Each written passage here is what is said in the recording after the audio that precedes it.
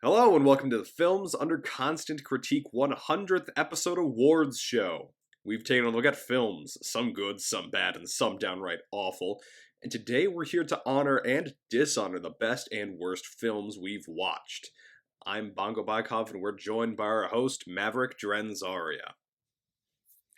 Yeah, I have no idea how this is going to go, and I'm a little afraid. So, but yeah, we have how many categories do we have again? We have 70. Is it 78 or 79? I'm gonna look.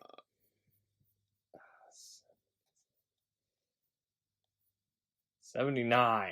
Yeah, that's a lot. Okay. So yeah, we're giving out a bunch of awards. Some good, some bad, and some downright awful. So yeah,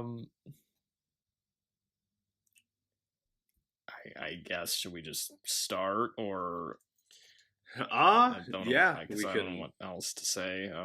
But yeah, but it's because this is our 100th episode, so that's why we're doing this.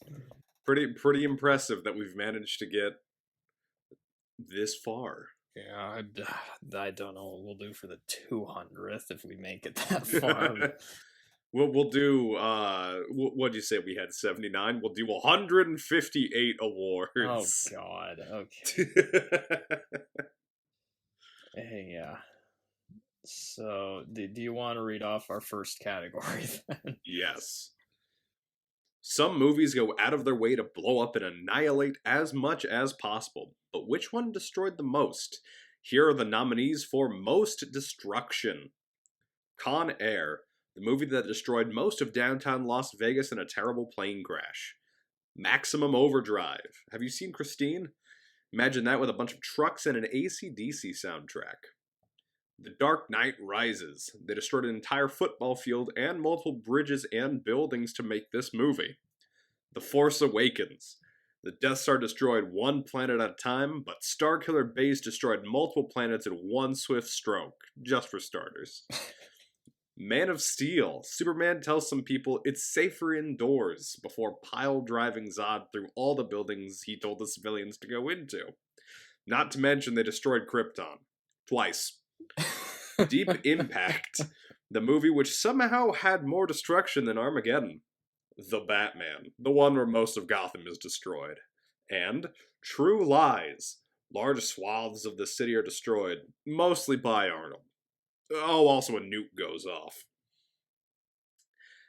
And the winner is The Force Awakens. Yeah, it doesn't get more destructive than multiple planets getting destroyed at once. And plus, you have Starkiller, which itself is a planet and gets destroyed. Plus, you have the fact that it has to suck up a star in order to shoot its lasers. Mm-hmm. It's really, there's just no contest with this one.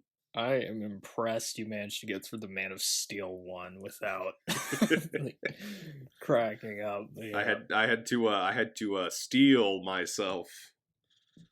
Yeah. Oh, you son of a bitch. Okay, so we can go on to the next. Okay, the next category. All characters are important, but some characters are more important than others. Some have a destiny to fulfill. Here are some of those characters who definitely did not turn out to be egotistical assholes. The nominees for Best Chosen One. The hater of sand himself, Anakin Skywalker from the Star Wars movies. The only survivor of Krypton, Superman from the Christopher Reeve Superman movies. In the end, he was the only one, Connor McLeod from Highlander. He's the mark of the hero. It's-a me, Mario, from the Mario anime. Good, bad, he's the guy with the gun. Ash Williams from Army of Darkness. The most tolerable lead from the 1995 movie, Liu Kang from Mortal Kombat. God damn it. I'll go through that one again, I guess. And the most tolerable lead from the 1995 movie, Liu Kang from Mortal Kombat. And the winner is...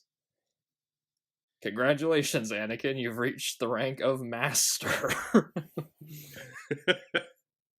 I mean, this one's a pretty obvious category. Like, Anakin's the definitive chosen one.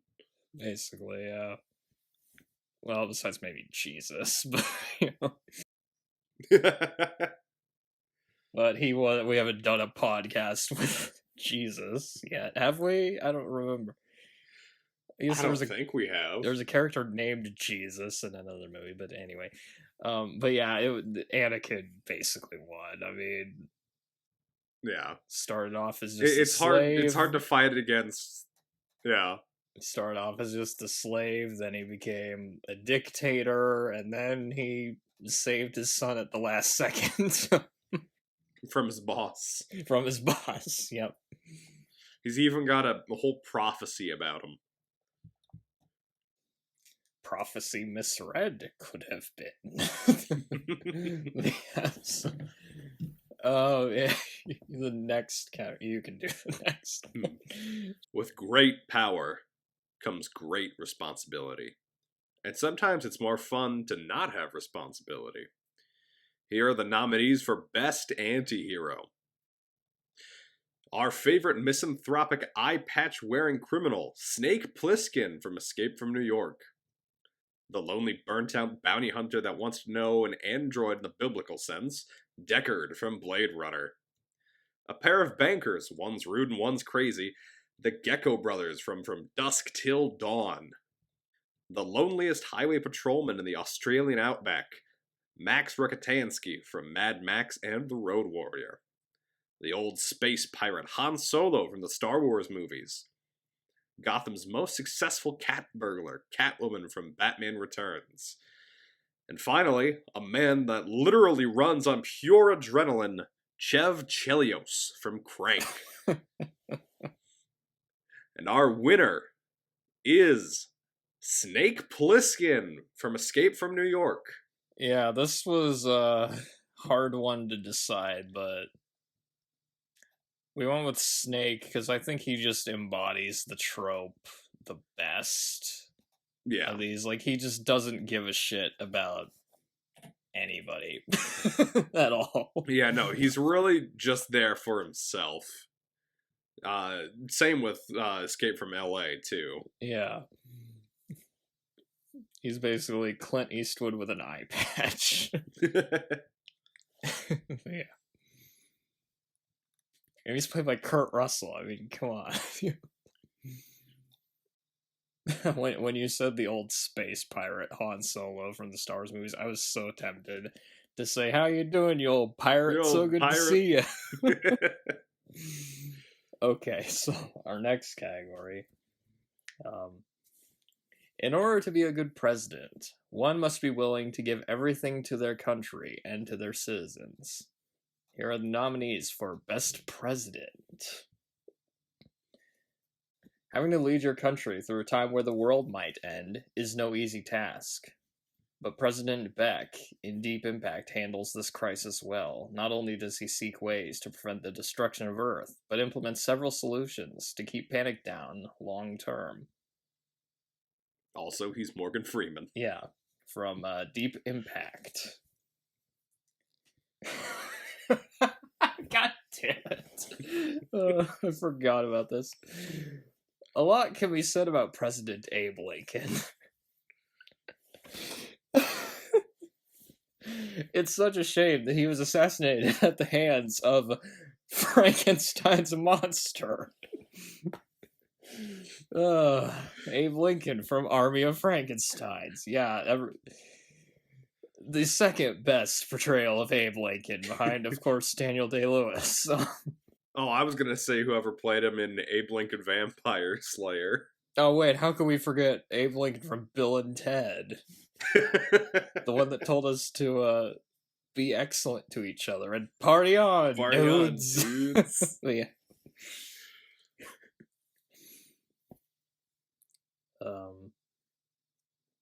Although seemingly an asshole in his personal life, President Harper seems committed to peace with Russia and China at all costs.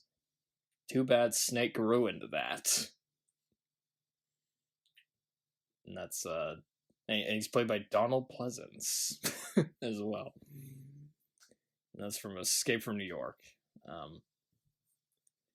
President Adam. To some, a religious zealot. To others, a prophet of doomsday.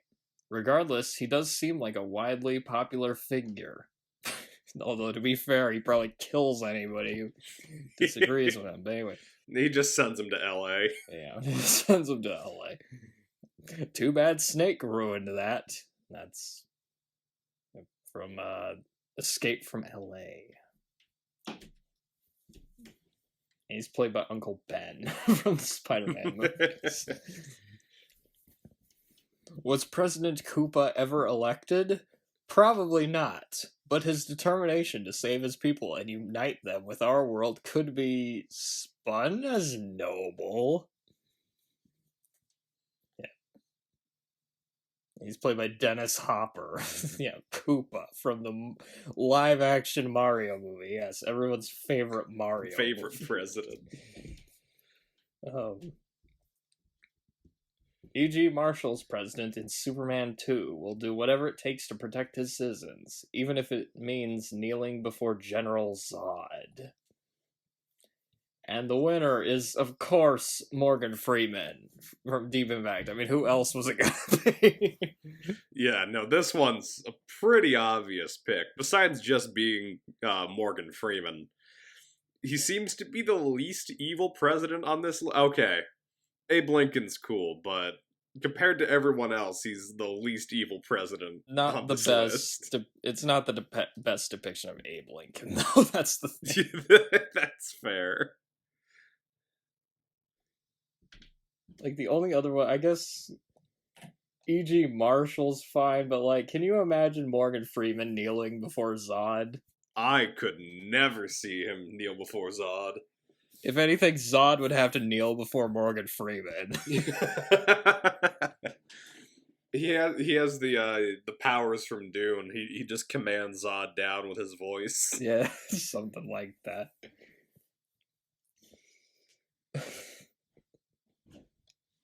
Okay, and then the next category is the most morally reprehensible protagonist, right? Yep. Okay, yeah, you can read that one off then. Sometimes main characters are supposed to be normal and relatable, but other times the main character is an asshole, because sometimes it's more fun to see a movie with a protagonist who doesn't give a shit. Here are the nominees for most morally reprehensible protagonist. That foot scene isn't even the grossest thing this dude has done. Hell, it doesn't even make the top 5. Richie Gecko from Dusk Till Dawn. As if he wasn't already a criminal scumbag, this fucker also gives his dog steroids for dogfights. Jesus Draven, played by Raymond Cruz from Dusk Till Dawn 2, Texas Blood Money. He's mean, you know what I mean? Johnny Madrid from Dusk Till Dawn 3, The Hangman's Daughter. This man hurts more people in 2 movies than most people do. And he does it while on drugs, too. Chev Chelios from Crank and Crank High Voltage. He kills everybody and he threatens a kid. What a hero. The Punisher from the 1989 movie. He's a criminal with numerous charges. He walks right past a rape in progress, he fucks up the president's speech, and he sets the United States back to the Stone Ages. It's Snake Plissken from Escape from New York and Escape from LA. And finally, because everybody can relate to a serial killer in a Santa outfit whose brother was also a serial killer in a Santa outfit, Ricky Caldwell from Silent Night, Deadly Night Part 2. And the winner is Ricky Caldwell from Silent Night, Deadly Night Part 2. Because, I mean, who else? Like, just... it doesn't get much worse than, like... I mean, his Garbage Day rampage is really... He just kills people. Like, he starts off killing people that are like doing evil, almost like the Punisher. But then he's just killing people just because he enjoys it, I guess. I mean, Because he gets a gun and loses his mind. like some of these other ones you can kind of spin as like, maybe they're not so bad. But him, I mean, Yeah, because at the end of the day, a lot of these guys were doing the right thing, even if it wasn't for the right reasons. Not Ricky.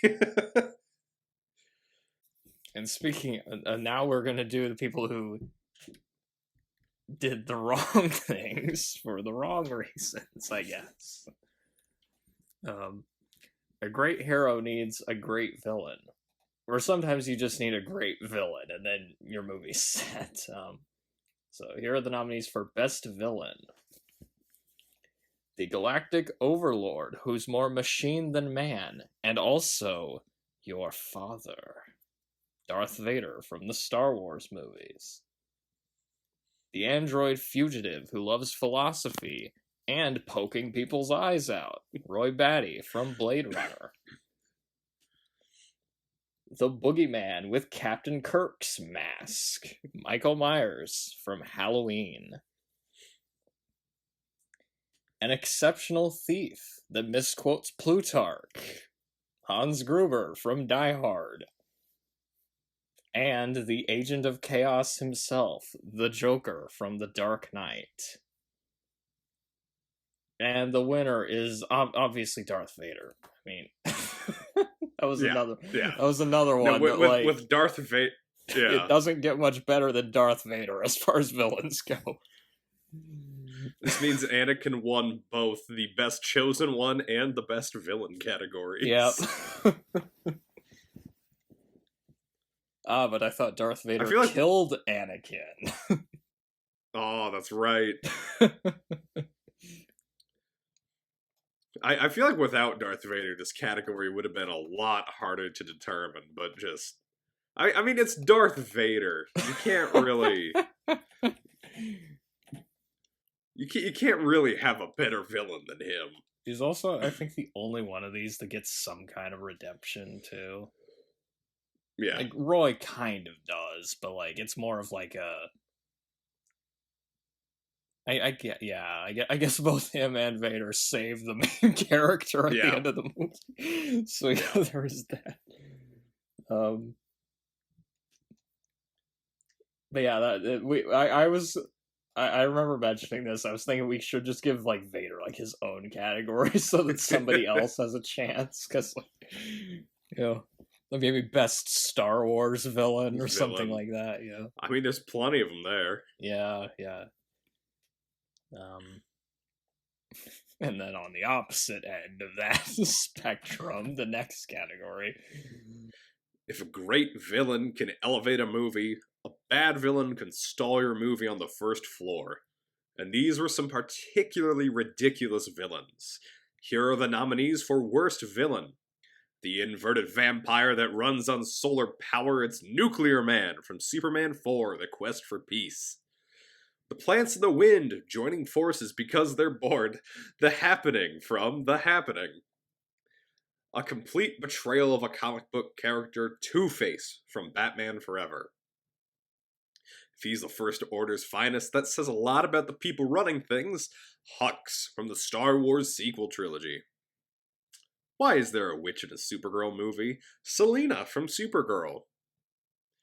The best garbage man of all time, Ricky Caldwell from Silent Night, Deadly Night Part 2. And the earth was created in 6 days, so too shall it be destroyed. And on the 7th day, mankind will rest in peace. It's Shao Kahn. From Mortal Kombat Annihilation. You didn't even want to say the name of the movie. No, sorry, I was dying for a second there. And the winner is Nuclear Man, our inverted vampire. I'm trying to think of another villain that is this inherently stupid. It's just a terrible concept, born from a combination of Superman's DNA and all of the nukes on Earth getting launched at the sun. And then to produce powers. It's so dumb. His powers are so bad too, like... And he only gets them if he's in direct sunlight. Like you said in the podcast, you can put up curtains and you've beaten Nuclear Man. And then, like, the only way he's able to harm Superman is scratching him with these, like, long fingernails or something. Yeah. And that's not even mentioning the fact that he looks like Fabio. Or just like he was like rejected from playing He-Man in Masters of the Universe, and now he's playing Nuclear Man. Like, just such a terrible villain. Like, the only other one that might have came close is like maybe like The Happening, because The Happening was just like just a weird concept. But like with a lot of these other ones, they were more stupid due to like the execution than anything, so maybe you could have made them work somehow. But with Nuclear Man, I don't know how anybody could have made that work. Yeah. It was just so dumb. And next we got bad accents are one thing. Bad Southern accents are really something. Here are the nominees for Best Worst Southern Accent. Nick Cajun from Con Air. He should not be on fucking TV with that accent. Simon Gruber from Die Hard with a Vengeance. What's her name? From Dusk Till Dawn 2, Texas Blood Money. What's her name? From Dusk Till Dawn 3, The Hangman's Daughter. He's got $50 bet on those assholes. The Lobby Terrorist from Die Hard. And the winner is, of course, Nicolas Cage from Con Air. I mean, like, that one's just... It's no contest. It's not just that it's bad, it's that it's kept throughout the entire movie. And it's one of those that's, like, just legendarily bad, too. Yeah. Like, whenever people bring up, like, worst accents in movies, this is usually one of the ones that's brought up. Like, that and, like, Dick Van Dyke from Mary Poppins. Because, I mean, when you look at... And it's not only just that he's doing a bad Southern accent, but, like, Nick Cage has to deliver lines like, put the bunny back in the box. In the box. It's like, oh my god. Yeah, it's certainly something, that's for sure. And speaking of bad accents... Yes. Privyet, comrade. Bad Russians accents have been in film since Russians, and here are the worst of the worst.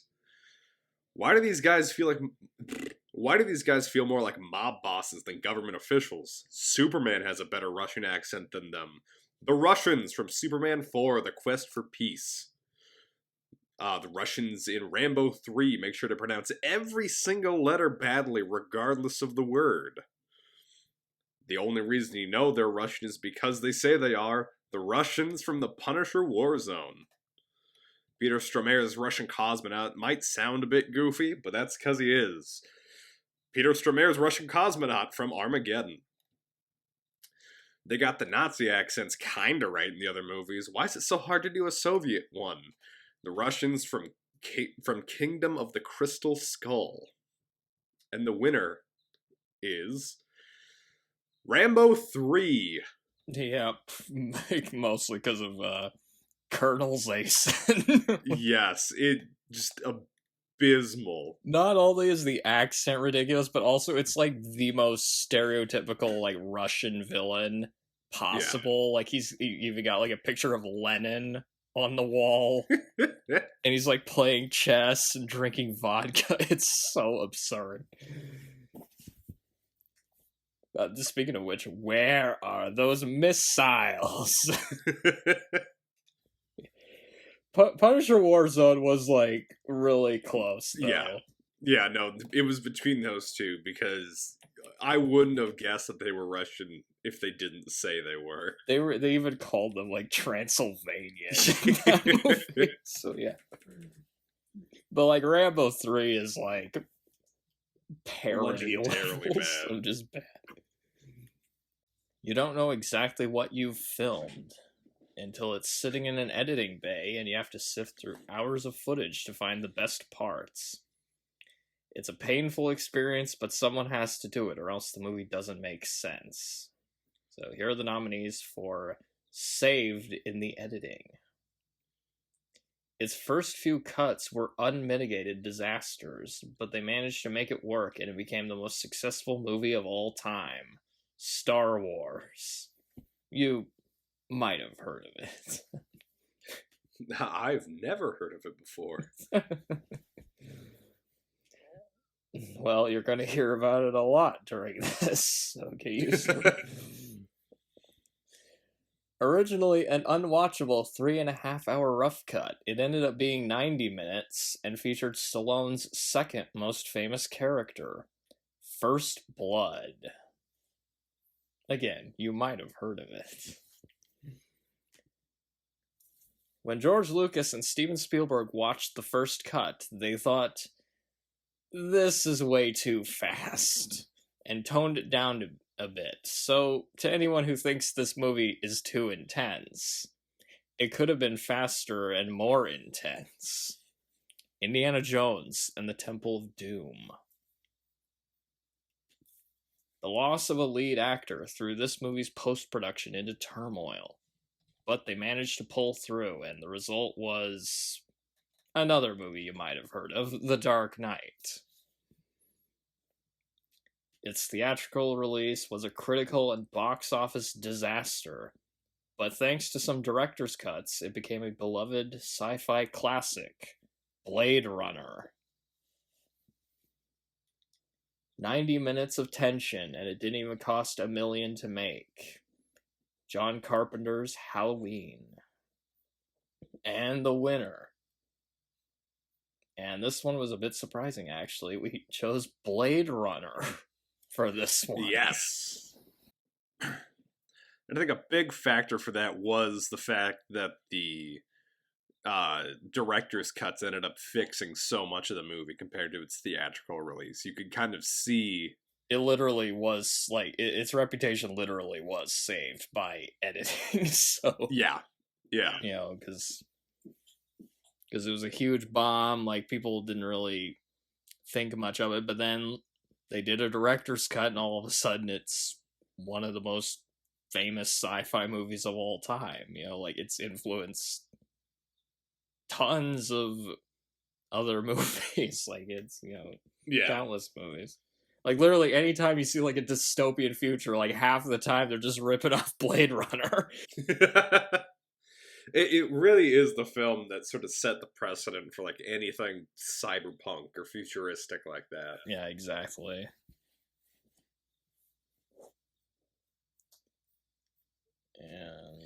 And then on the opposite end, we have... And then there's movies which are less lucky. Movies which you could have polished a bit more, but instead the editor went, yeah, fuck it, and threw it in the blender. Here are the nominees for Destroyed in the Edit. They stole footage from other movies and also made everything a choppy mess. Turkish Star Wars. They used footage from the first movie, Silent Night, Deadly Night Part 2. The first was fast like a bullet. This one is slowed down by racism. Crank. High voltage. They somehow included everything in this movie except the story.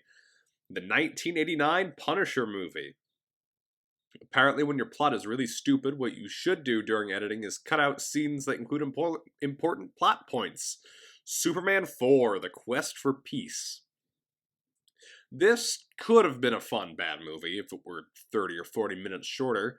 Army of Frankensteins. Let's leave in scenes that don't actually further the story or do anything interesting.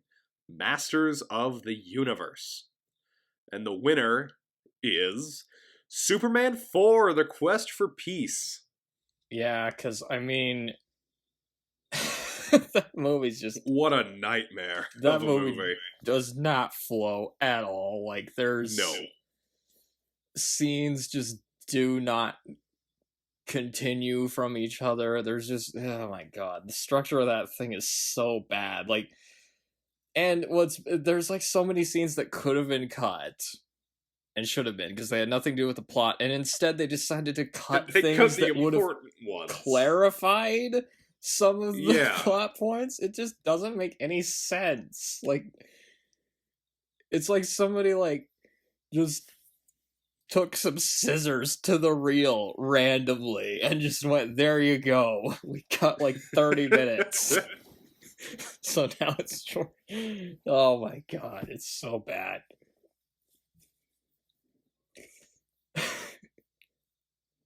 And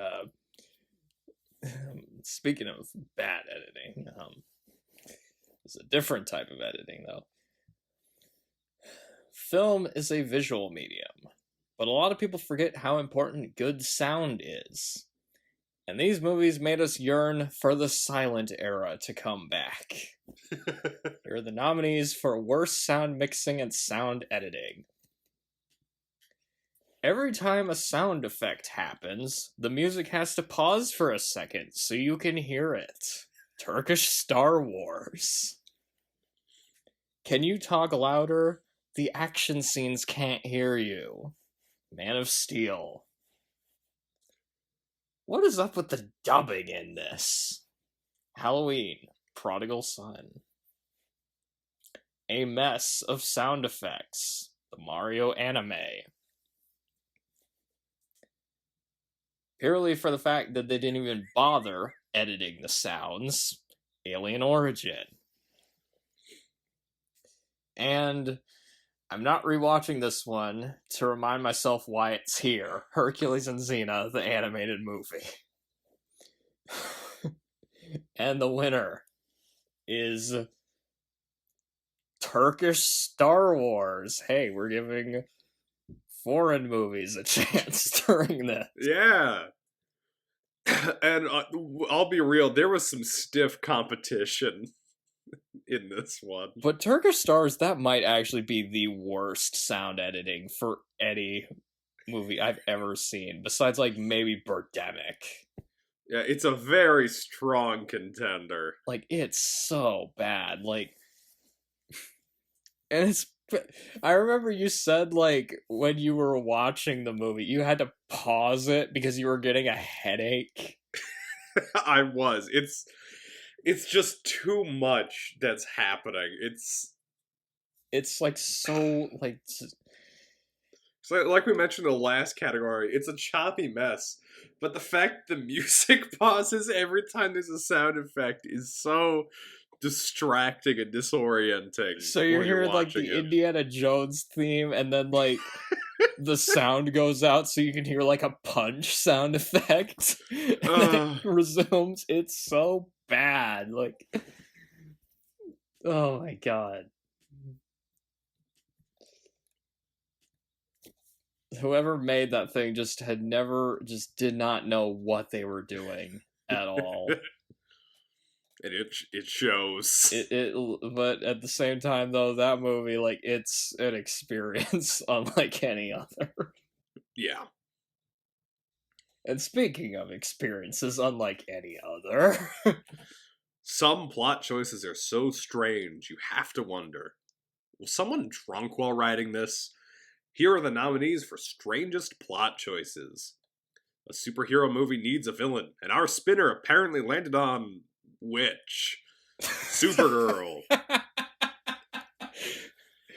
Oh, sorry. I can't help it. That one's so funny. Somehow, Palpatine returned. The Rise of Skywalker. Enough said. Recaps are good and all, but they're even better if they're half the movie. And that's still less nonsensical than what happens in the other half. Silent Night, Deadly Night, Part 2. The plants are evil and they need to outrun the wind. The Happening. Let's take a bright, colorful video game set in a strange fantasy world and turn it into Dinosaur Blade Runner. Super Mario Bros. Live action. You thought Abraham Lincoln fighting vampires was weird? Get a load of this. Army of Frankensteins. And Alzheimer's Sharks from Deep Blue Sea. And the winner is The Happenings, Plants, and Wind. Yeah, this was a hard one to decide, but I think we went with The Happening just because every decision in that movie is just baffling and strange, and we don't know why either. Like, It really seems to come out of nowhere. Like, they all just sort of figuring it out at the end that, oh, it's the plants and the wind. It's causing mass suicide. and the entire tone of the movie is so off, too. Like, you can't tell if it's supposed to be, like, scary or funny, and it just doesn't work at all, but it's... I feel like this is a movie that was made for, like, another dimension, like another Earth, and not this Earth. Just because the whole thing was so off and weird. Whenever people, like, make fun of, like, Shyamalan's movies, this is, like, almost like he did a parody of himself. That's what the movie feels like. But we're not sure if it was, like... intentional or not. Yeah, I'm not sure. We're still not sure if it was intentional or not, but either way, it's one of those movies that's just so funny. Just due to how dumb and weird it is. Like, we'll definitely be talking about it later.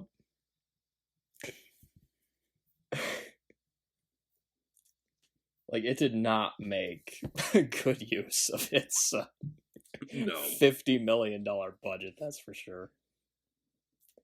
But speaking of movies that did make good use of their budget, here's proof that even with little resources, you can make something interesting.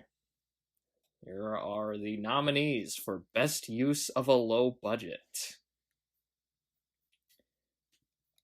Just some college kids filming a movie in the woods, and it became one of the most famous horror movies of all time and spawned a franchise, The Evil Dead.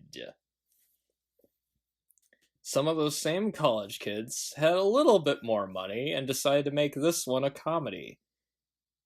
And it turned out groovy. Evil Dead 2. How does this have better camera work than some multi-million-dollar movies? John Carpenter's Halloween. Makes up for its really low budget with some very real car stunts. Mad Max. It almost looks like a Halloween movie. Halloween, Prodigal Son. And the winner is John Carpenter's Halloween. Very well deserved, insanely impressive what it was able to do with such a low budget. Yeah, like it's like the camera angles and even the music score, like how did a movie that was made for like almost nothing have a score that good? It's insane. Yeah. Yeah. And it also introduced one of the most iconic villains of all time, Michael Myers. I mean, when people think like horror movie villains, he's usually one of the first ones people think of, He's one of the most famous of these slash street boys.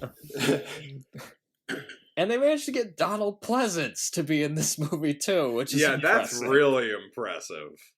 Although originally they wanted Christopher Lee or Peter Cushing, but I guess that didn't work out.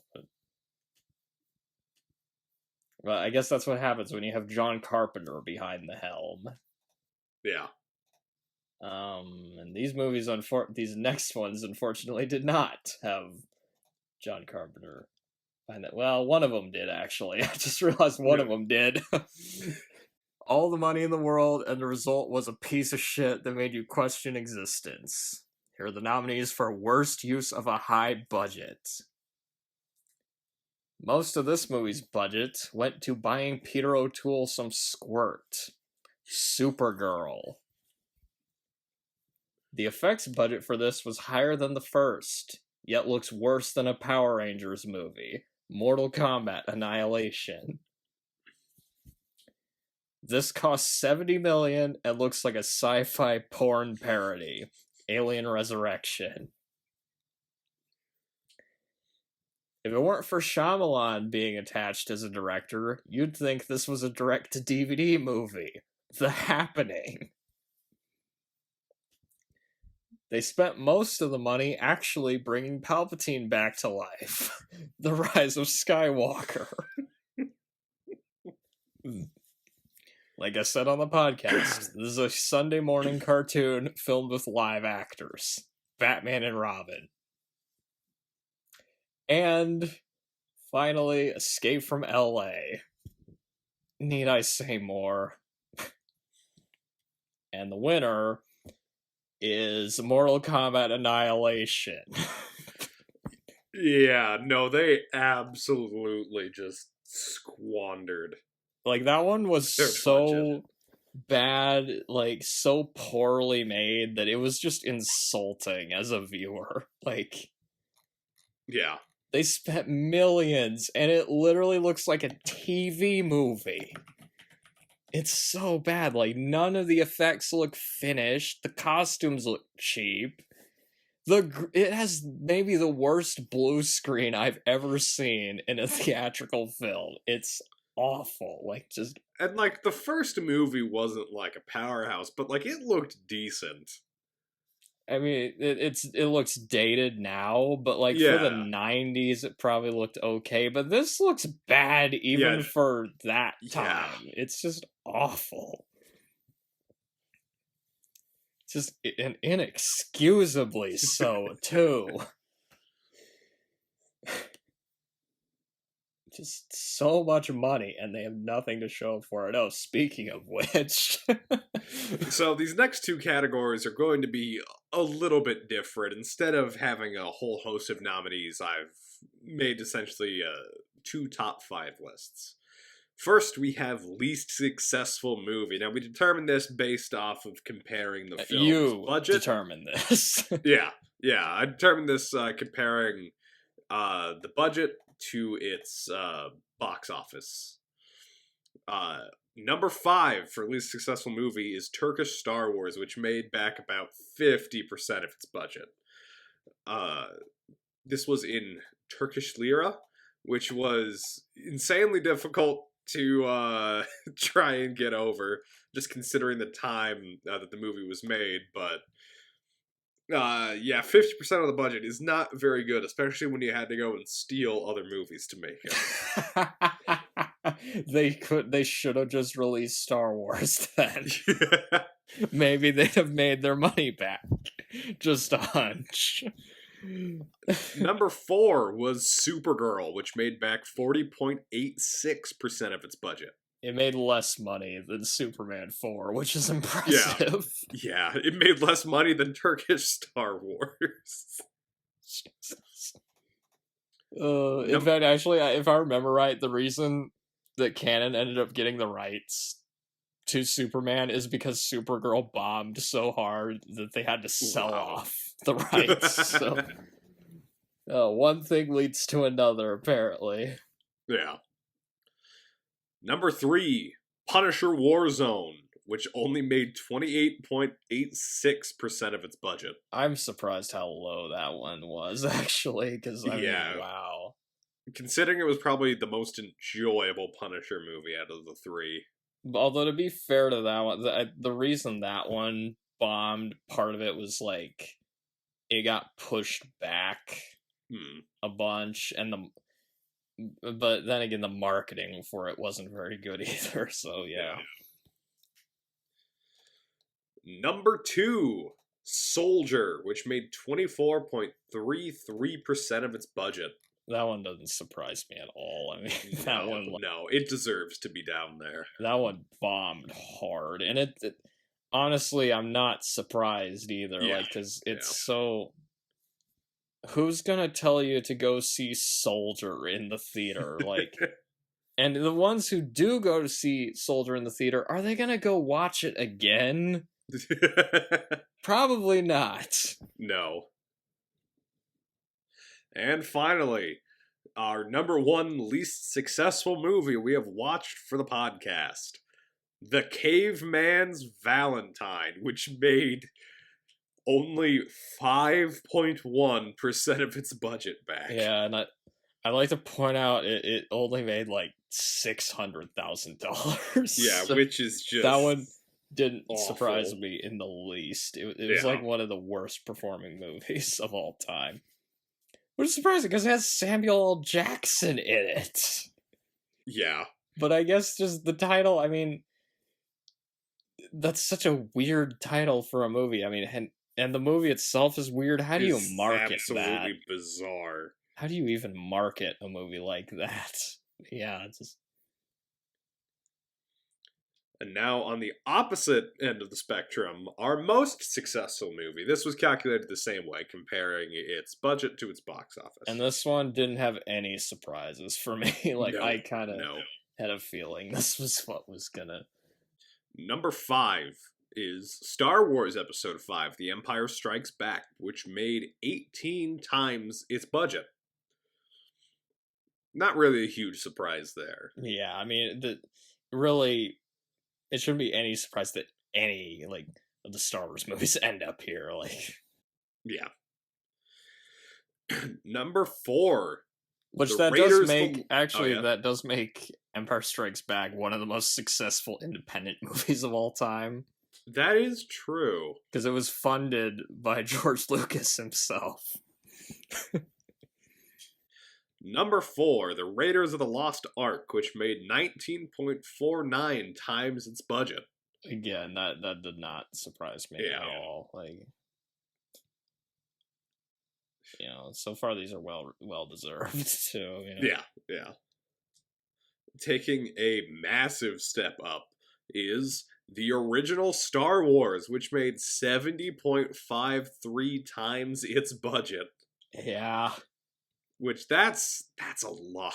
And even adjusted for inflation, that's like I think that's still in the top 3 most successful movies of all time. Top 5 at the very least. Yeah. I think the only other stuff that beats is like Gone with the Wind and like Avatar. Number 2, John Carpenter's Halloween, which made 215.38 times its budget. Yeah, again, very, very, very successful independent film there. Yeah. It's really impressive because, we mentioned it earlier under the best use of a low budget. It had a very small budget. It was only $325,000 or so. But yeah, but they made good use of it, too. Yeah. Again, money shouldn't be, like, Yeah. Money shouldn't get in the way of your objectives, Yeah. When you're making a movie. And number 1, Mad Max, which made 277.78 times its budget. Yeah, for a while that was the most successful independent film of all time. Wasn't it only up until like Blair Witch? Blair Witch beat it eventually, but it held that record for a long time. Which is impressive for a movie like Mad Max. Like, yeah. Who looked at Mad Max and thought, oh yeah, this will be one of the most successful movies of all time? But apparently it was. And I'm doing the next. Okay. Yep. Death is a funny thing, sometimes intentionally or unintentionally. And here's some examples. Here are the nominees for Best Funny Death Scene. I feel like an asshole. Male getting dunked in toxic waste and then hit by Clarence Boddicker's car in RoboCop. Some idiot committing suicide by laying in front of a lawnmower because that's how lawnmowers work, apparently. The Happening. A Little League team getting killed by a vending machine and a steamroller. Maximum Overdrive. Neighbors are garbage. Silent Night, Deadly Night, Part 2. Don't bring a Cairo swordsman to a gunfight. Raiders of the Lost Ark. That one's pretty good. If you look up the word overkill in the dictionary, you'll find the definition of overkill. Or in other words, Rambo hanging a dude, kicking him down a hole, and then blowing him up with a grenade. Because, he's not quite dead. Rambo 3. Who would win? Samuel L. Jackson in an inspirational speech, or a CGI shark? Deep Blue Sea. And the winner is Rambo 3. Just the amount of just overkill in that one death in Rambo 3 is impressive. I had to rewatch that scene a couple times because I just almost wasn't believing what I was watching. I mean, you could literally just put almost any Rambo kill here, because there's so many. Like the point-blank explosive arrow in the second movie? Or when he crashes a tank into a helicopter and the helicopter blows up, but the tank is fine. Or in, like, the 5th one, there's so many, like... But it's the fact that he not only killed this guy, but he killed him again right afterwards.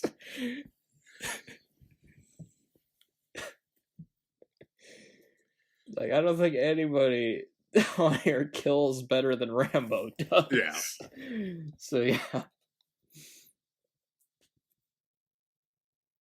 Speaking of death, death can have other reactions. Sad, profound, disgusted, scared. Basically, death is usually not very funny. I beg to differ. Here are the nominees for Best Serious Death Scene. A father who just wanted the best for his son, Darth Vader / Anakin Skywalker from Return of the Jedi. A mother who instilled in her son a lifelong hatred of sand and the people who live in it. Anakin's mother from Attack of the Clones. The most unexpected dinner scene of all time, Kane from Alien. Happy trails, Hans. Hans Gruber from Die Hard. An SS officer gets his face melted off by the Ark of the Covenant. Tote from Raiders of the Lost Ark. Moments less like tears in the rain. Roy Batty from Blade Runner. And sacrificing himself to save Earth from an asteroid, Harry Stamper from Armageddon. And our winner is Roy Batty from Blade Runner. Yeah, this was a hard one to pick. Yeah. I should point out, but I think Roy's is just the most profound. Yeah. Of these. And the setting's like perfect. It's just raining and he's just giving this really, really good monologue just about death itself. He's talking about death while he's dying. I mean, yeah, that's pretty interesting. And it's well acted too by Rutger Hauer. I mean, basically, when I die, I'm probably going to be thinking of this scene. And it's also the fact it's so moving, and he's a machine, too. Yeah. A machine manages to have the most moving moment in the movie. That's pretty impressive. And that's all I have to say about that one. Yeah. I don't know a good segue into the next category. I feel like a monster for not coming up with one. Oh, there we go. When you make a movie, sometimes you need not only an antagonist, but a disgusting creature to frighten everyone and attack our heroes. But enough about Harvey Weinstein. Here are the nominees for Best Monster. Our favorite intergalactic gangster, Jabba the Hutt from Return of the Jedi. Jabba's pet dinosaur that lives in his basement, the Rancor from Return of the Jedi. Another reason not to break quarantine rules, the Xenomorph from Alien. Evil octopus crab man with his own gym locker. Davy Jones from Pirates of the Caribbean, Dead Man's Chest, and At World's End. But mostly Dead Man's Chest. Because you could argue Beckett's the main monster in At World's End. The long-necked demon that will swallow your soul. Henrietta from Evil Dead 2. Tim Curry as Satan. I mean, could you come up with a more perfect casting choice than that? Darkness from Legend. Purely and simply evil. Michael Myers from John Carpenter's Halloween. And the winner is the Xenomorph from Alien. I mean, is there really any other correct choice besides the Xenomorph? I mean, I was really cheering for Jabba the Hutt or Michael Myers, but yeah, that's definitely... I mean, when you think of movie monsters, it doesn't really get more monstrous than... Yeah. It impregnates you, bursts out of your chest, grows bigger, and then it's this... It has acid for blood, it can shoot its own mouth out. I mean, just... It's such a crazy concept for a monster that... And the design is just awesome. And you can't really describe the design either. I mean, that's pretty monstrous. And it took Sigourney Weaver to get rid of that thing. I mean, that thing is just... Damn. Speaking of monsters, yeah. Just because you don't have hair doesn't mean you can't asshole. achieve something. Even if it isn't necessarily a good achievement. Here are the nominees for Best Bald Guy. I apologize to our bald listeners for his insensitivity. Anti-bald propaganda. The Ayatollah of Rock and Rolla, Lord Humongous from The Road Warrior. Kevin Spacey cosplaying as Jeff Bezos, Lex Luthor from Superman Returns. He was born in the dark. He's Gotham's reckoning. Bane from The Dark Knight Rises. He's A1, the Duke of New York from Escape from New York. The insane cult leader who loves glowing rocks almost as much as ripping dudes' hearts out. Mola Ram from Indiana Jones at the Temple of Doom. Jason Statham having a very bad day and giving everyone else an even worse one. Chev Chelios from Crank. Sorry. He might have hair, or maybe that's just the horns. Darkness from Legend. And the winner is Mola Ram. Yep, Mola Ram. Hey, he likes his magic rocks. Yeah. Although, to be fair, though, he does spend a lot of that movie wearing the helmet. The helmet with the ram horns on it, but he has a pretty memorable bald head, too. Yeah, yeah. With, like, red and stuff on it. And I mean, just what an iconic look for a cultist, a cult leader. For some reason, I suddenly have a taste for the blood of Kali. I don't know why.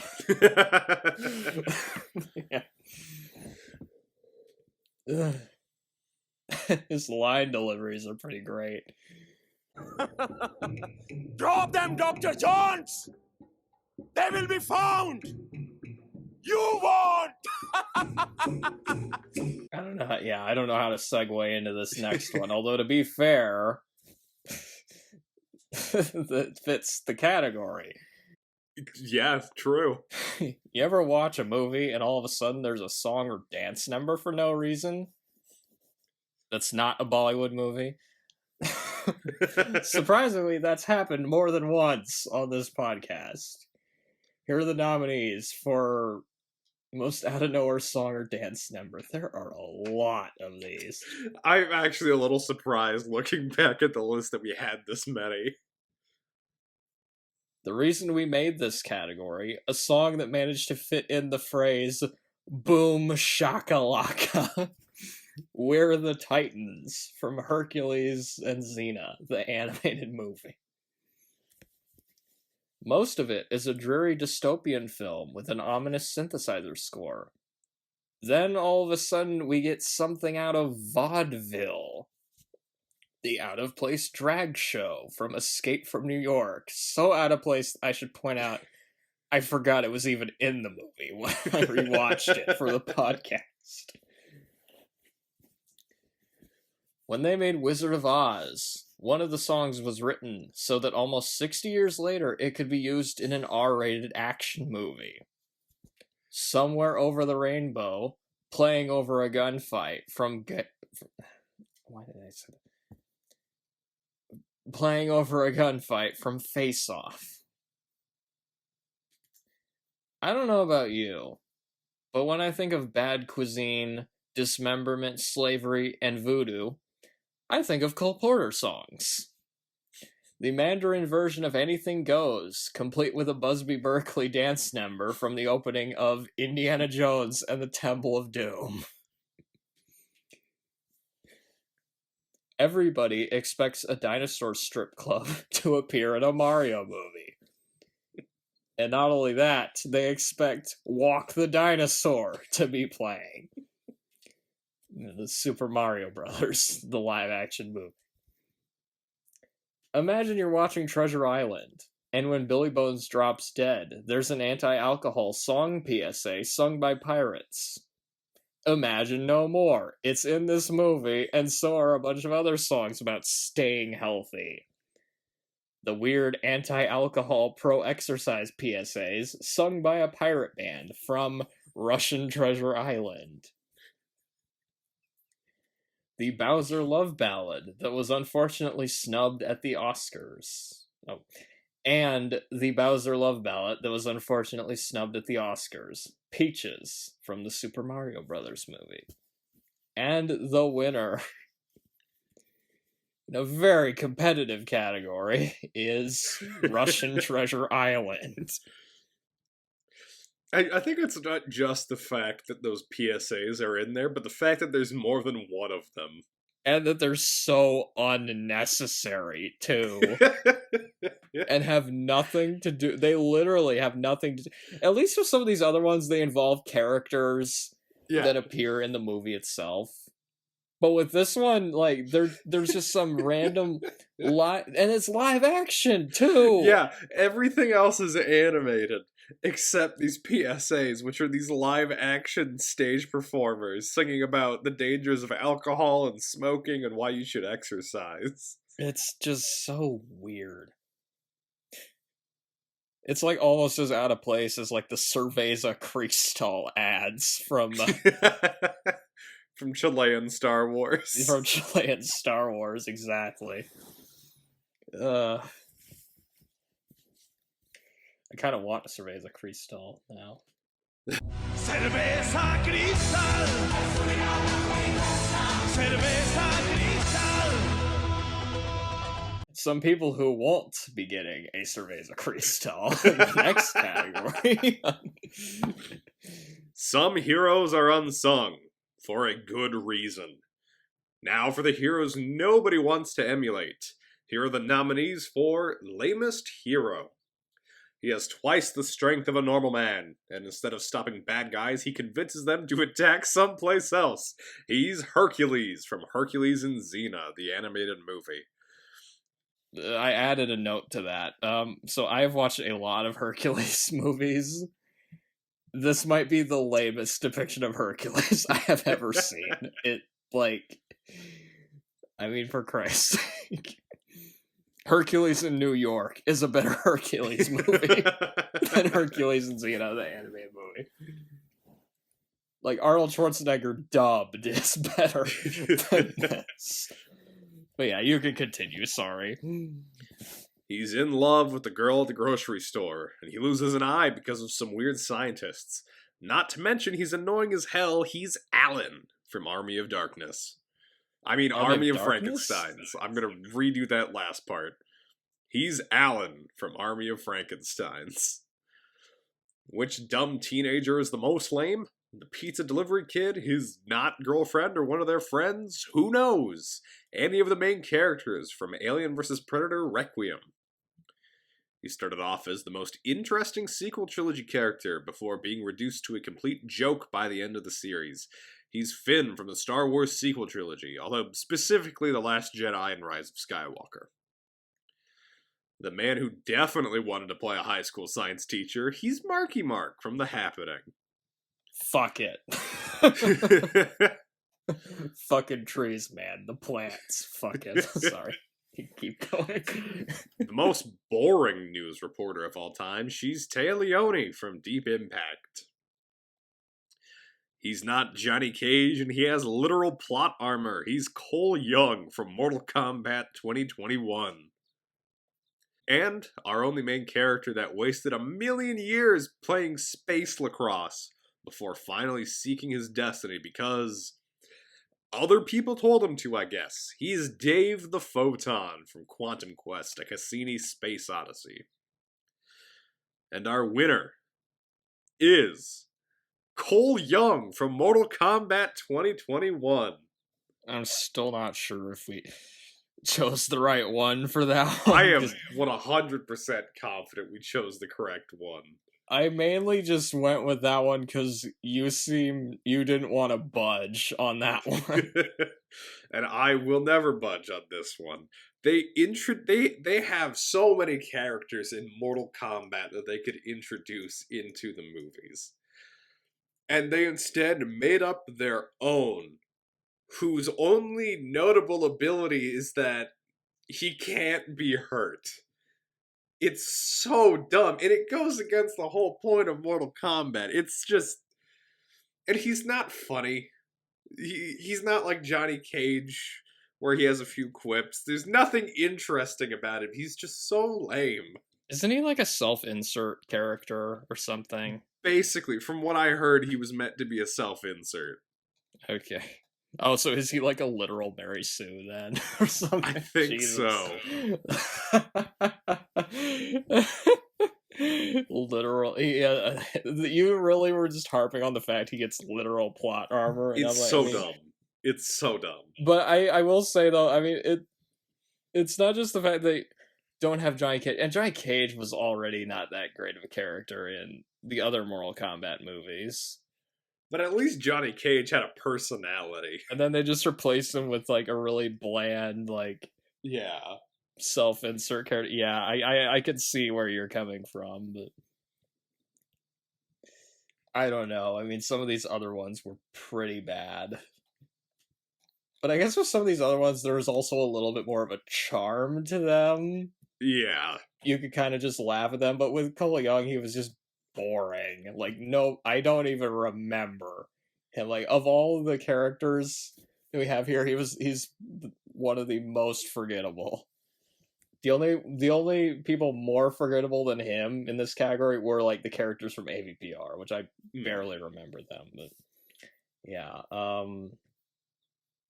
yeah, he was pretty bad. And speaking of pretty bad, they're supposed to be smart. And they're supposed to have standards. But these ones either lack the former, the latter, or both. Here are the nominees for Worst Scientist. They not only made a Frankenstein monster, they created a machine that can create an army of Frankensteins and then send them back in time. What? Dr. Finsky and Igor from Army of Frankensteins. Touch the slime snake, and don't wear helmets on an alien planet where you get lost easily. Everyone from Prometheus. He's so insane that he makes his own patients insane. Dr. Crane from Batman Begins. Let's see Paul Allen's Tyrell. Neander Wallace from Blade Runner 2049. He switched the samples to give people Provasic. Dr. Nichols from The Fugitive. This dumbass wanted to cure Alzheimer's by making genetically engineered super sharks. Dr. Susan McAllister from Deep Blue Sea. A literal Nazi scientist. And he also forgot about continental drift. Dr. Voller from Indiana Jones and the Dial of Destiny. That list is packed. Wow. And the winner. Dr. Voller from Indiana Jones and the Dial of Destiny. He's especially bad. Like, beyond being a Nazi, he fails to account for, like, the one variable that would make his plan succeed. I think the way we reached this conclusion was we were looking at this list. We were trying to decide whether to award somebody for being an incompetent scientist or being an evil one, and he was the only one that fit both. Exactly. So we went with, Dr. Voller. And he's a fucking Nazi as well. You can't. It's hard to get worse than being a Nazi. Speaking of the worst, they're hard to get right, and they're incredibly easy to screw up. Partially because nobody knows how it works, but some are better at faking it than others. Here are the nominees for Worst Romance. These two got married in real life, yet the hints of it on screen are in the negatives. Madmartigan and Sorsha from Willow. Murdering an entire village is the way to a woman's heart. Anakin and Padme from Attack of the Clones. Yep, he killed them all, and not just the men, but the women, and the children too. The children too. One of the worst love triangles in comic book movie history. Superman, Lacey, and Lois Lane from Superman 4, The Quest for Peace. Could you remind me what acting is? Ricky Caldwell and Jennifer from Silent Night, Deadly Night Part 2. The only thing more confusing than why these two were married in the first place is why they even bothered to get back together in the end. Shyamalan's weird interpretation of human behavior. Marky Mark and Zooey Deschanel from The Happening. And finally, this movie has two bad romances in it, but at the very least the other one spared us by making a joke about how they aren't getting married at the end. The Slave and the Soldier from Army of Frankensteins. And the winner is Madmartigan and Sorsha from Willow. That one just... It's not so only is nonsensical. the dialogue's not that great, but they just don't... there's no chemistry at all. Yeah. And they have no reason to have chemistry either. Because one of them takes a love potion and that somehow equals both of them falling in love. It makes no sense. It's just like it feels like there was like a scene that was deleted or something that might have explained it. And it just doesn't work at all. But and that was a hard category too, though. But that one just like I literally saw zero reasons for these two people to end up together, but I guess love doesn't make sense sometimes.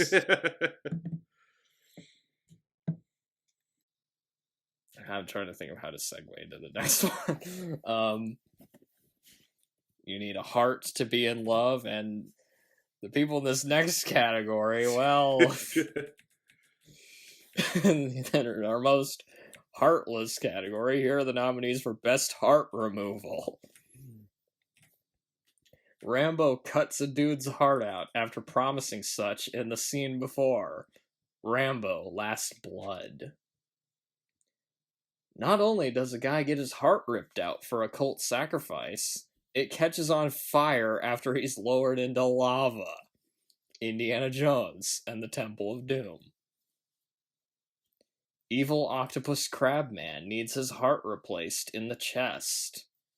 Pirates of the Caribbean at World's End. Jason Statham's King Kong Lives, which makes me think it would be funny if those two movies switched taglines. Crank High Voltage, America's biggest hero is back, and he is not happy. And I think someone gets their heart ripped out in this one, but I don't remember this movie that well. Mortal Kombat 2021, and the winner is Indiana Jones and the Temple of Doom. Is that really much of a shocker to anyone? It's just awesome. I mean, that's like the heart-ripping scene right there. He takes and it's out not his just heart, that the heart shows gets it to ripped him, out; it catches on fire too. And then the guy gets dunked still into alive. lava. The guy's still alive after getting his heart ripped out. It's only the lava that kills him. Oh my god, that scene is so crazy. Does that mean everybody in this category is a heartless monster? Speaking of monsters, which of these monster fights is worthy of the Graveyard Smash? Here are the nominees for Best Monster Mash. Jason Statham turns into a kaiju, or in other words, someone had to make a kaiju Jason Statham costume from Crank High Voltage. The Army of Frankensteins tears Confederate soldiers limb from limb. Army of Frankensteins. The ugliest motherfuckers in cinema history duke it out. Alien vs. Predator. Rats, rhinos, and giant crabs, oh my, it's Attack of the Clones. A Jedi versus a dinosaur, it's Return of the Jedi. And finally, Alzheimer's sharks from Deep Blue Sea. And our winner is Alien vs. Predator. Again, that shouldn't be a shocker. No, it's you take two of cinema's most iconic like sci-fi monsters and have them fight. It's gonna be awesome. Like if somebody were to update the Monster Mash lyrics, I wouldn't mind putting these two in there. I mean, yeah. I don't know how you'd incorporate that, but somebody better get on that. And hey, at least in that one, there aren't any kids that die. But here's some movies where that does happen. Nice segue. Yeah. Sometimes kids are better at dying than adults. It is funnier when it happens to a kid, after all. Here are the nominees for Best Child Death. They say TV will rot the kids' brains. So the villains in this decided to just run with that. Halloween 3, Season of the Witch. Oh, and also bugs. There's also bugs. Yeah. They hang a kid in the first scene. And it's also a Disney movie. Pirates of the Caribbean at World's End. One kid gets his head run over by a steamroller. And you can sort of see it get squashed like a watermelon. Maximum Overdrive. They not only killed one kid in this one, they killed two. Evil Dead Rise. This movie kills not just the men, but the women. And the children, too. Attack of the Clones. Anakin kills kids again. And this time, Padme actually has a sane reaction to this news. Revenge of the Sith. Master Skywalker, there are too many of them. What are we going to do? And a kid gets strangled to death by what looks like Robbie the Robot. Turkish Star Wars. And the winner is... Congratulations, Stephen King. You're good at killing kids. Maximum Overdrive. I think with that one, it's not just... Because with some of these other ones, they don't actually show the death. But the fact that they actually just show this kid getting flattened. It's just... Oh my god. And so brutally, too. Just getting run over by a steamroller. It's just, wow. It is a little bit gratuitous. Yes, it was. Not as Speaking of gratuitous as... gratuitous, some people just want to get it on, even if it doesn't make sense in the moments leading up. Here are the nominees for most gratuitous sex scene. Oppenheimer. Oh, wait. True. Very true. The first movie already had a gratuitous sex scene, so they decided to up the ante by also having a horse race. Crank High Voltage. He examined a dead guy at the hospital, and then he banged the dead guy's daughter. Twice. Halloween 3, Season of the Witch. A sex scene so good they reused it from another movie, Silent Night, Deadly Night Part 2. He's 4.5 centuries old, therefore she wants him carnally. Highlander. Hey, it's a kind of magic. Arnold bangs a witch and then throws her into the fire, from Conan the Barbarian. You said there was, yeah, with Alien Covenant, I wrote, you said there was a shower sex scene in this, but I have to take your word for it because I refuse to go back and look for it. Alien Covenant. I remember about... Is there one? I mean, you said there is one, right? Yeah, there is. They're like starting to get it on, and then that's the first time the alien kills somebody. Oh, so it's towards the beginning then? Yeah. Okay, yeah, I literally don't remember that scene, so... All I remember about this one is it features Tuco before he was in Breaking Bad, From Dusk Till Dawn 2, Texas Blood Money. Would you bang Samuel L. Jackson if he lit his teeth up with a match? She would, apparently. The Caveman's Valentine. And the winner is Crank High Voltage. Yeah, I almost almost wanted... Yeah. I almost wanted to give it to Silent Night, Deadly Night Part 2, just because they reused the footage. It. But with that one, I mean, that one's just so... The sex scene in the first movie was already absurd. But this one, it feels like they were doing it because they had one in the first movie. Yeah, they're like rolling around in the mud while there's like a horse race going on. It's so ridiculous. It's so ridiculous.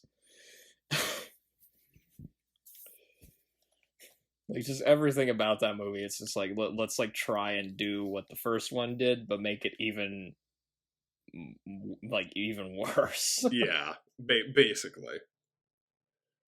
Shit, I can't think of a good segue for this one.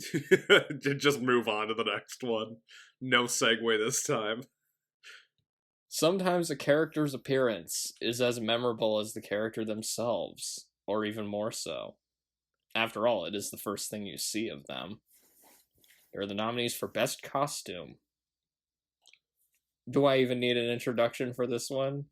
He's the OG Lord of the Sith, Darth Vader. Or really, anybody from Star Wars would fit. Yeah. Hell, this is another one where maybe we should just give it Star Wars, its own category. Maybe Chewbacca would have won that, who knows. They managed to make Tim Curry look like the devil. Darkness from Legend.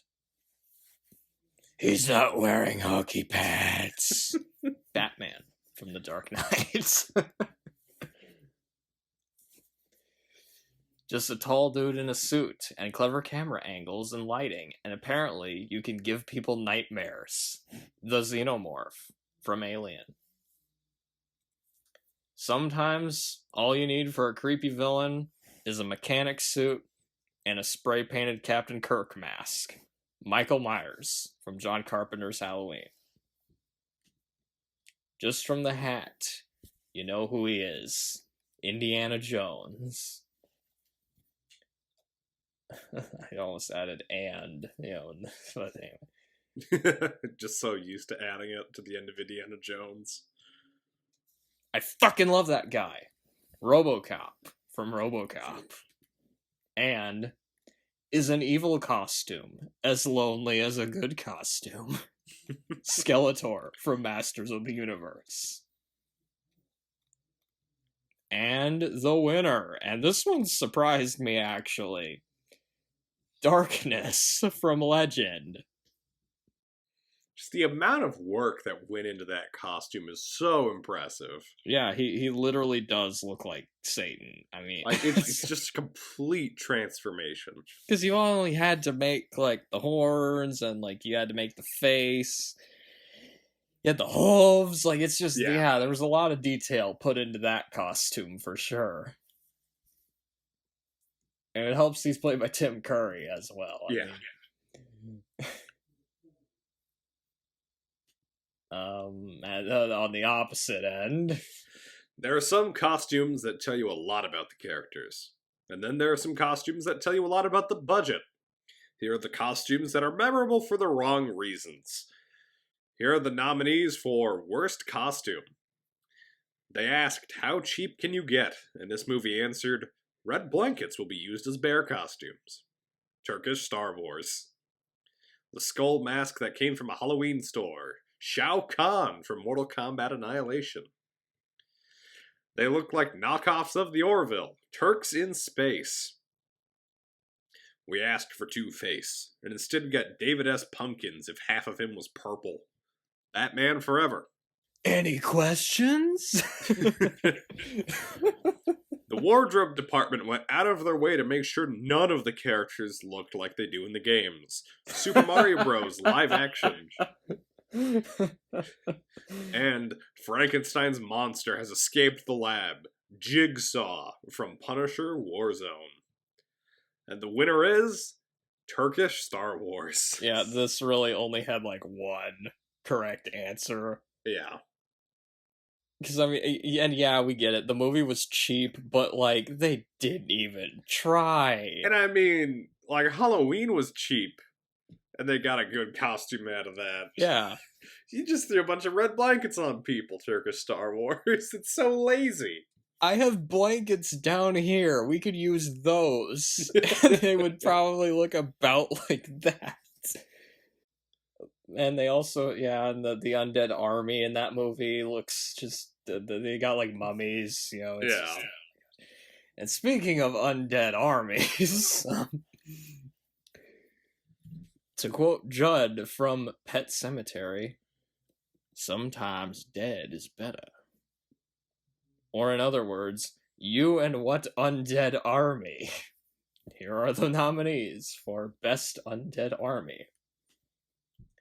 An army of stop-motion skeletons. Army of Darkness. An army of Frankenstein monsters. Army of Frankensteins. A literal skeleton crew. Pirates of the Caribbean, Curse of the Black Pearl.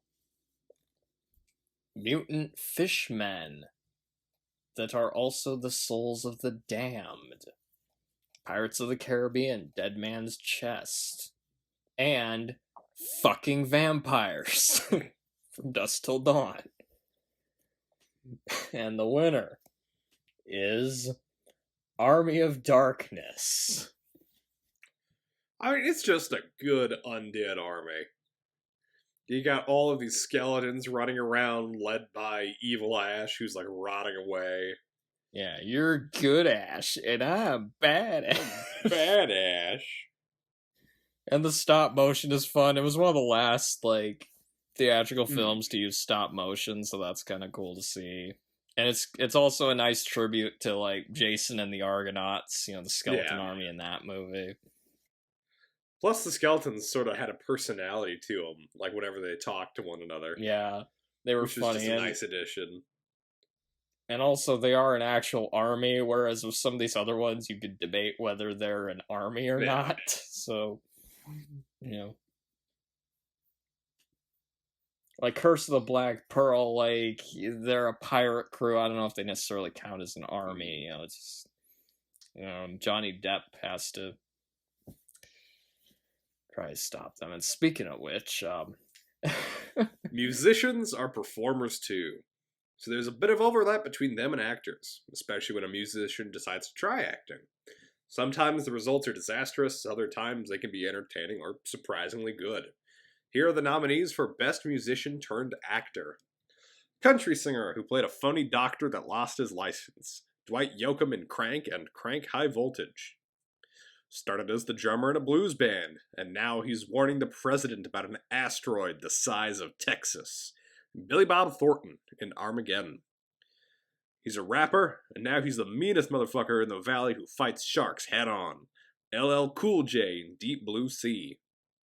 Originally a guitarist in a rock band, he later became the worst pirate we've ever heard of. But we have heard of him. Johnny Depp in Pirates of the Caribbean, Curse of the Black Pearl. And finally, the main villain of the movie and also the main contributor to the soundtrack, Tina Turner in Mad Max Beyond Thunderdome. And the winner is Johnny Depp in the Pirates of the Caribbean movies. I realized before you started reading them off that I gave away the winner with the segue, but yeah, no, that one though, I mean, come on, it's Jack Sparrow, for Pete's sake. Like, as much of a caricature as he became in the later movies, in Curse of the Black Pearl, he's pretty great. I mean, there are some other good options in this category, but like, you can't compete with Johnny Depp. Like, before Johnny Depp was put in this category, I thought it'd be Dwight Yoakam that would win, because, I mean, he's one of the better parts of the Crank movies. But yeah, Johnny Depp, I mean, even though he's always running out of rum, you know, in those movies. But hey, at least he's not a bad journalist. Speaking of which... Wow! Nice segue. Being a good journalist entails a die-hard commitment to truth and facts. But through incompetence or corruption, these journalists fail at every step. Here are the nominees for Worst Reporter/Journalist. At first, Jenny Lerner appears to be a promising journalist after she discovers the secret ELE program that the government is planning. Instead of pursuing this and releasing it to the public, she gives up and lets the government take over. Also, she's boring as hell. Taya Leone from Deep Impact. Thornburg very nearly gets every hostage killed across 2 movies. That's pretty bad. And also, he's Walter Peck. Richard Thornburg from Die Hard and Die Hard 2. In the comics, Lois is a strong-willed journalist who stops at nothing to get the story while maintaining a strong moral code. In Man of Steel, we barely see her report on anything. Lois Lane from Man of Steel. Do we even see Lacey do her job? All we really know is that she got the job because her father owns the company. And also she's interested in Clark Kent for some reason. Lacey from Superman 4, The Quest for Peace. It seems Chun-Li doesn't have much commitment to the world of journalism, considering she quits to Street Fight instead. Chun-Li from Street Fighter the movie. Man, this category is going on a while. While trying to expose the horrid secrets of a massive TV network sounds noble, Edison Carter isn't too bright himself. Luckily for us, his head injury gave us Max Headroom. Max Headroom, 20 minutes into the future. To be fair, I would watch more news coverage if they swore like John Delancey. Crank High Voltage. And the winner is... Congratulations, Thornburg. He's finally getting noticed for his... I guess they're not really commitments to journalism, but I don't know what else you'd call what he does. His ego getting in the way of his job. I mean... But yeah, he really does just summarize, like, everything wrong with, like, reporters and journalism. Like, it's just, wow. I mean, wow. And I mean, a lot of these, like, this wasn't super hard just because Thornburg is so scummy, but without him, I feel like this would have been much closer. Yeah.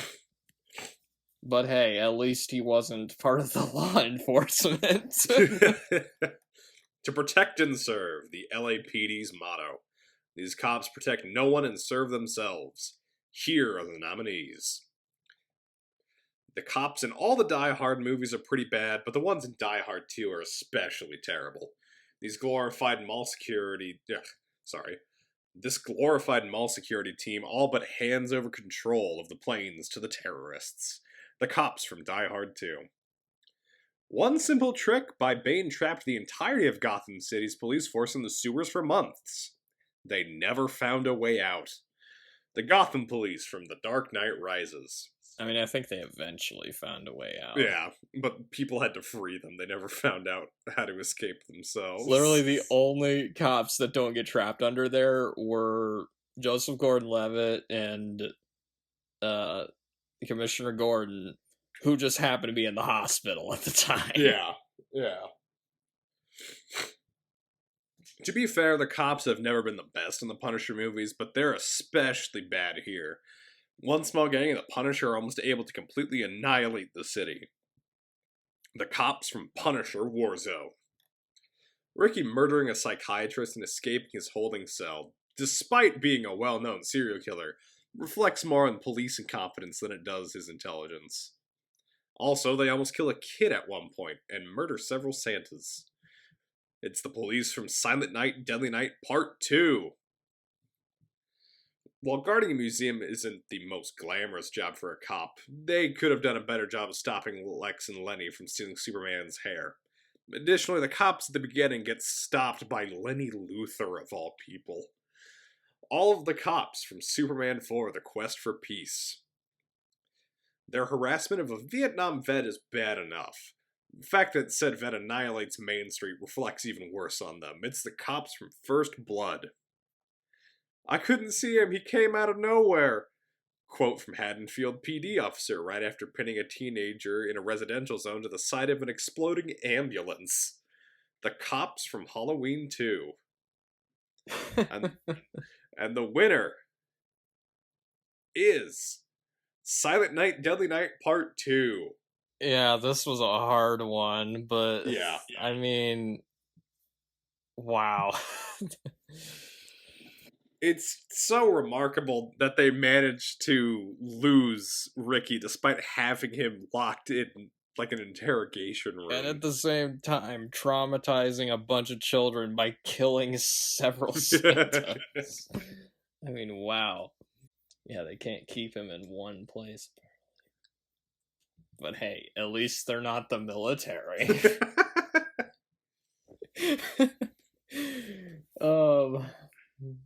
Speaking of which, our next category, military intelligence was not the case here. Here are the nominees for Most Incompetent Army.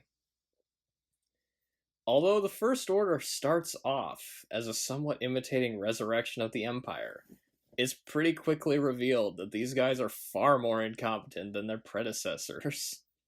Not even rebranding them as the Final Order can save these guys. First Order from the Star Wars sequel trilogy. As George Lucas once said, Jedi cut them up like butter. They're pretty useless. The Separatists from the Star Wars prequel trilogy. The only thing more disappointing than these super soldiers are the robots they try to replace them with. The super soldiers from Soldier. Wouldn't it make more sense to call that movie Soldiers? Well, they only focus on the Kurt Russell soldier. I guess, but anyway. It's still a boring title. It's a boring movie. True, yes. You'd think a hulking army of the undead would be intimidating, but these slow-moving brutes don't pose much of a threat.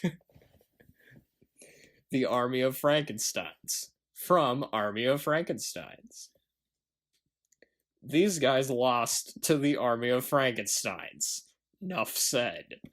The Confederates. From Army of Frankensteins. The Nazis pictured in the Indiana Jones films are pretty stupid, usually falling victim to their own devices or artifacts. The Nazis from the Indiana Jones movies that have Nazis in them.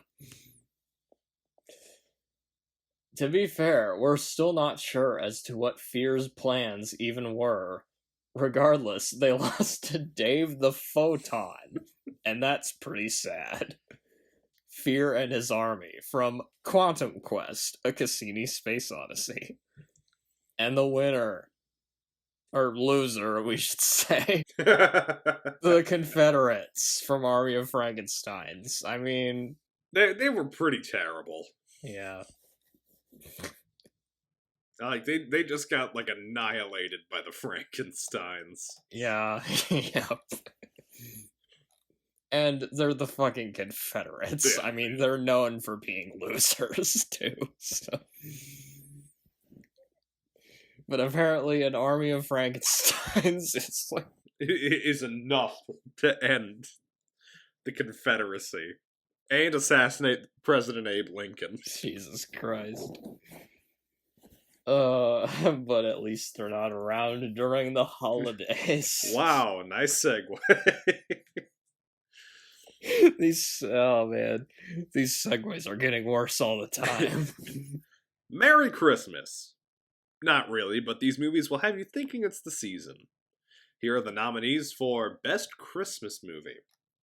Silent Night, Deadly Night Part 2 contains not one, but two murderous Santas. Both are from footage from the first movie, but still. Now I have a machine gun. Ho. Ho. Ho. Die Hard. Also set during Christmas time, Die Hard 2 Snow makes it really feel like the season. Batman Returns Christmas and snowy theme makes for a very visually striking film. Kind of makes you wonder why we don't get as much Batman in the snow. The only other one I could think of is that animated Mr. Freeze movie. Yeah. That's the only one. Well, I get. Does Batman and Robin count? I'm gonna say that's ice, and not snow. Although the First Iceman cometh. Do you feel First cold, Blood... Batman? Sorry. I just wanted ice puns the rest of the podcast. Although First Blood doesn't feel too Christmassy by itself, the presence of a decorated tree in the police station is enough to make this a Christmas movie. And the winner is Batman Returns. Yeah, this was another one that kind of surprised me, but yeah, we went with Batman Returns. Because something about it just feels the most Christmassy. Yeah. Like, Die Hard is set during Christmas, but it's in LA, so you don't really see snow. It doesn't feel too Christmassy. Die Hard 2 kind of does, but it's more focused on shooting terrorists. And then Silent Night, Deadly Night Part 2, despite being very Christmassy from the title stuff, very little of it is actually, like, Christmassy. Yeah. It'll until you get to the very end, or if you count some of the footage stolen from the first movie. Okay. But yeah, Batman Returns, and I have watched Batman Returns around Christmas the last couple of years, so there's that, yeah. Hey, what can I say? Catwoman and Penguin are very Christmassy. Shit, I can't think of a good segue for the next one. Fuck it. Okay. I'm not going to come up with one. Even bad movies can have some good within them. Here are the nominees for Best Scene in a Terrible Movie. Escape from LA's dark and cynical ending feels truly memorable and could be a great way to end a series or set up a sequel. It's a shame it's wasted on such a bad movie.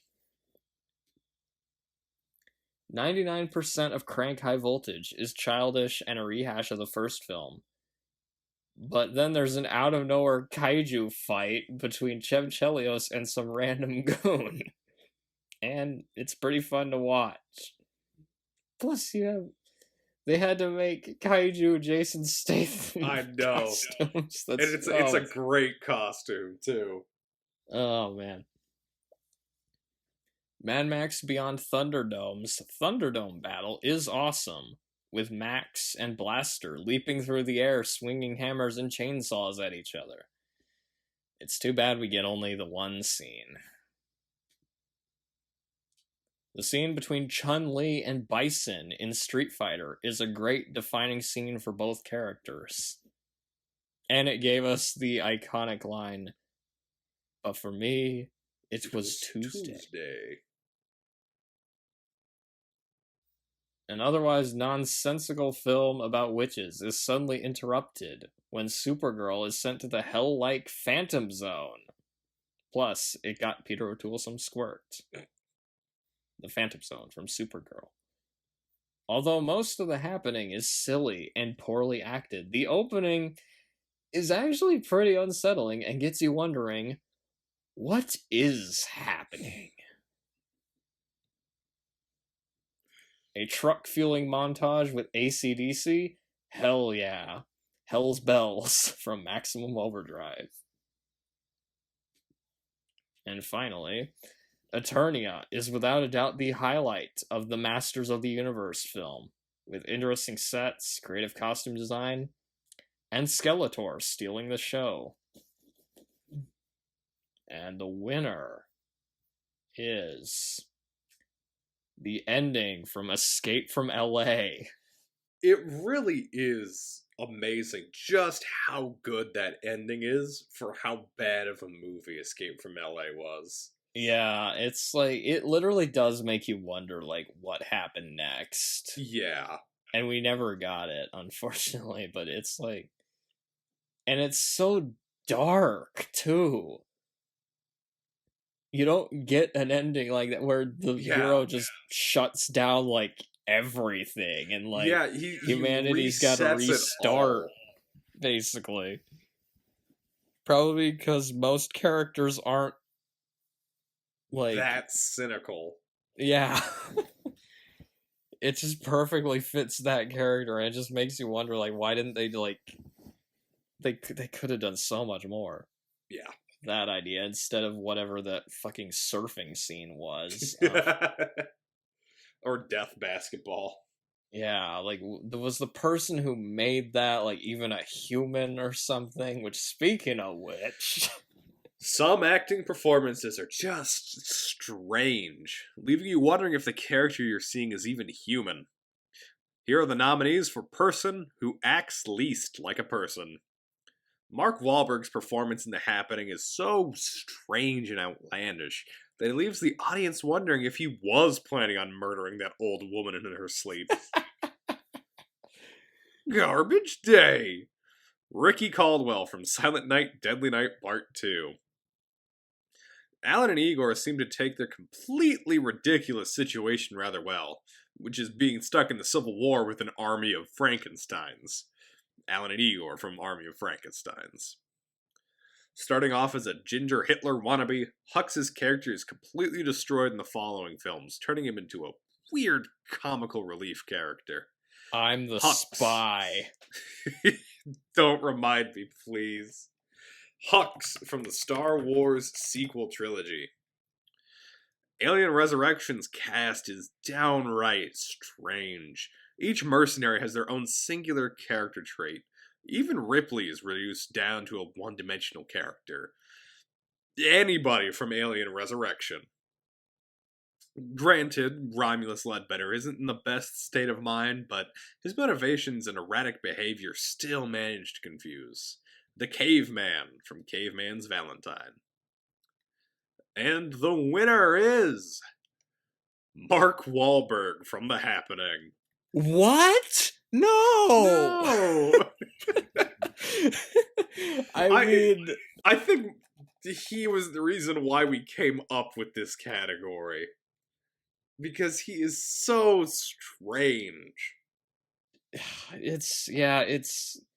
I mean, granted, everybody in The Happening is, like, awkward, but, like, Mark Wahlberg especially is just, like, I don't even... What kind of performance is that? Who knows, maybe it would have made more sense if Shyamalan played the character himself. I don't know. Just what? Such a bizarre movie and a bizarre performance. And It shouldn't have been either. Like, it's No. just, he's supposed to be playing an everyman character, and he acts like a lunatic. He's supposed to be playing an everyman, but he feels like no one. The first scene I always think of with this movie is him trying to tell the old woman that he's not planning on killing her. Because you don't believe him. I showed that clip to a friend who's never seen that movie. Yeah. Or even heard of it. He thought that was a scene from a comedy. Like, out of context. I just showed him that clip. He thought it was a comedy. And I'm like, yeah, I don't blame you. Yeah. The way that movie is directed and that performance, just like the way it's timed, it feels like a comedy, but what? We neglected to mention the hot dog guy, though. Like, I mean, a hot dog guy is an honorable mention. You know, hot or dogs Zoe get a bad rap. Deschanel's bizarre performance, like just, or the woman who shows them that video of the Wyatt. Like, there's so many. Nobody in that movie feels like a human, and Mark Wahlberg feels the least like a human in that movie. Because at least with some of these other ones, you might be able to come up with an excuse that they're just eccentric. But with him, he's not supposed to be. And he's a decent actor too, but he's just not doing it right. Yeah, and it's just weird. But then sometimes you get the opposite, because sometimes you get actors who actually try, you know? Even when handed a terrible script, there's some actors who push through and give it their all. The nominees for Best Performance in a Bad Movie. Raul Julia's performance as M. Bison in Street Fighter is the highlight of the film, with an imposing presence and several memorable lines of dialogue. Plus the costume's just cool. Although Of I course. guess it's not related to the performance. The travesty of Rise of Skywalker is slightly offset by Ian McDiarmid's performance as the Emperor, whose over-the-top villainy can take your mind off of the movie for a few moments. But only a few. Despite Alien 3 being what it is, Sigourney Weaver gives a great performance as Ripley. Enough that you actually feel sad at her sacrifice. Superman 4: The Quest for Peace is just laughably awful. But you still feel Christopher Reeve giving it his all as the Man of Steel. Tamora Morrison as the Hangman and Michael Parks as Ambrose Bierce give surprisingly good performances in this schlocky movie about vampires out west. Tamora Morrison and Michael Parks in From Dusk Till Dawn 3, The Hangman's Daughter. Ray Stevenson portrays the brutal Punisher better than the previous two actors. Too bad the rest of the movie is cheesy and psychotic. Ray Stevenson from Punisher Warzone. Romulus Ledbetter is a schizophrenic homeless man who believes a mysterious man named Stuyvesant rules the world from his New York tower. And you completely buy it with Sam Jackson's performance in The Caveman's Valentine. And finally, Frank Langela's transformation of Skeletor from a kooky Saturday morning villain to a serious and imposing threat is remarkable in Masters of the Universe. And the winner is Christopher Reeve in Superman 4: The Quest for Peace. It's really sad that this was his last performance as Superman. Because what a terrible movie to go out on, but he gives it everything he's got. He still feels confident and like charismatic as Superman, and it's just the quality of his performance does not match the rest of the movie. Like, out of all of these, I feel the most bad for him that he ended up in that, but hey, he still feels like Superman in that movie, so you gotta give him credit. Because with a lot of these, you could argue they were kind of just overdoing it. But with him, it feels like the performance was sincere, even though the movie did not deserve it. Yeah. Heading in the opposite direction, otherwise fine movies can be hurt by just one bad performance. Here are the nominees for Worst Performance in a Good Movie. In a film full of strange and hilarious convicts, John Cusack's performance as a U.S. Marshal is just boring. John Cusack from Con Air. Téa Leoni puts on a fairly poor performance in an otherwise decent film. Her storyline with her estranged father completely falls flat as a result. Téa Leoni from Deep Impact. While Tarantino certainly nailed the creepiness of Ricci, he's generally poorly acted. Thankfully, he gets killed halfway through. Quentin Tarantino from Dusk Till Dawn. Darkman's otherwise superb setting and cast of characters is offset by Colin Friels as Louis Strack, who feels more like a Diet Dick Jones than anything else. Colin Friels from Darkman. Her and Katie Holmes and Batman's relationship ends up being the most boring part of the movie. Katie Holmes from Batman Begins. The ginger space Hitler fails to make much of an impression in The Force Awakens. His character assassination in the following films don't help. General Hux. And the winner is Colin Friels from Darkman. Yep. Yeah, I sometimes forget how bad Strack is in that movie. And although, to be fair, I usually forget that Strack was even a character. Yeah, he feels really out of place. Everyone else is, like, pretty memorable and has a personality, but he just feels like a background RoboCop minor villain. And even, like, the henchmen in that movie, like, completely overshadow him. Yeah, like the guy with the wooden leg, the guy who cuts off people's fingers, the guy that's Sam Raimi's brother. The guy that gets thrown out the window. Yeah. Although, thankfully, it's not that egregious in this movie, because we have Larry Drake's great performance as Durant to make up for it.